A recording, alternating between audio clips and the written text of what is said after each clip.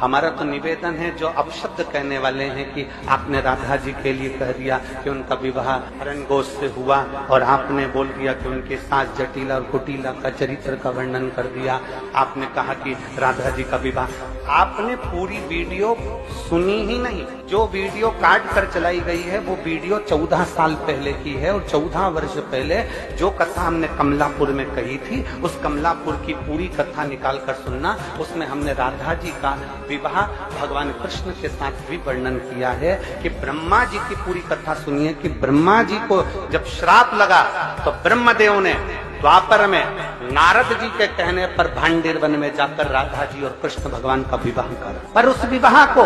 केवल ब्रह्मा जी जानते हैं, उस विवाह को केवल नारद जी जानते हैं, उस विवाह को केवल राधा जी जानती हैं, उस विवाह को केवल कृष्ण जानते हैं, इसके सिवा इस विवाह को कोई नहीं जानता। परंतु राधा जी का जब विवाह हुआ तो हमने उसका वर्णन किया कि अरण्य घोष के साथ में हुआ। अब लोगों ने कहा आपने कैसे कह दिया, तो हम कहें कभी पढ़िए, और अगर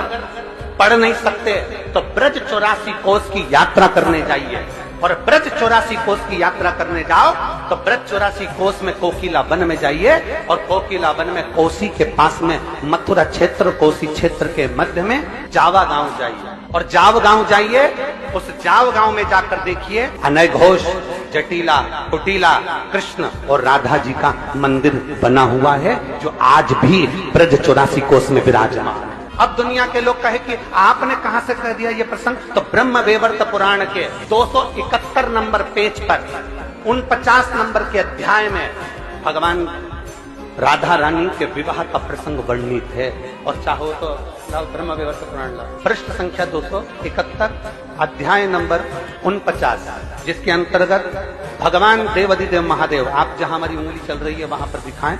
श्री महादेव जी माता पार्वती को कहते हैं, पार्वती जी, ये पूरा प्रसंग आप पढ़िएगा और पढ़ने के बाद फिर नीचे आइएगा। 12 वर्ष जब राधा जी 12 वर्ष की हो गई, उन्हें नूतन यौवन में प्रवेश करती देखकर माता पिता ने प्रायण वैश्य के साथ उनका संबंध निश्चित कर दिया। उस समय पर श्री राधा घर में अपनी छाया को स्थापित कर कर चली गई। ये प्रसंग हमारे यहाँ ब्रह्म वैवर्त पुराण के अंतर्गत लिखा हुआ है। अपशब्द कहने वाले अपशब्द कहते रहेंगे और भगवान शंकर की कथा आगे बढ़ती रहेगी।